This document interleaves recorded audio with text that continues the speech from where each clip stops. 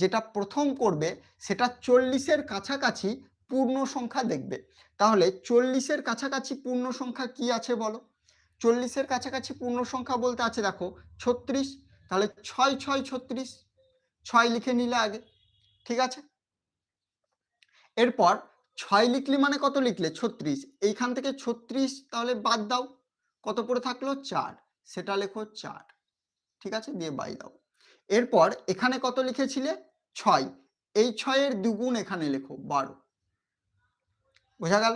তাহলে এইটা যেটা বেরোবে সেটা অ্যান্সার। তার মানে 6 প্লাস 4/12, 4 কে 12 দিয়ে যদি ভাগ করি কি হবে? দেখো 12 দিয়ে ভাগ করো, দশমিক দাও, শূন্য নাও, 3 12 36, মানে 3 3 করে চলতে চলতে শুরু করবে আর কি, মানে 3 3 3 3 করে চলেই যাবে, তাই না? তার মানে হয়ে যাবে দেখো 6.333 ডট ডট ডট, বা আমরা ডাইরেক্ট করে দিতে পারি 6.3 মাথার উপরে